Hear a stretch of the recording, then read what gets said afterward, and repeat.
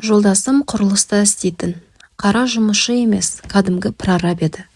Сол себепті оны құрылыста мертігеді деп үш ұйықтасам да ойламаппын. Оқиға болатын күні ол мені жұмысына шақырған. Түстен кейін сұранып шығам. Сен бері қарай келе бер, базарға барып көйлегіңді берейін деді. Алда баратын тойымыз көп еді. Соған мені қуантқысы келіп базарға баруды жоспарлап қойған екен.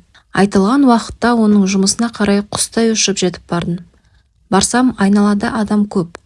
Бәрі бір жерге үймелеп алыпты. Арасында жедел жәрдем көліктері тұр. Мені көрген жолдасымның досы Бахи, барма ол жаққа, бері кел деп айқайлап жіберді. Оны естіген соң есі ауысқан адамдай айқайлап, жолдасымның жанына жүгіріп жеттім. Жан тапсырып үлгеріпті.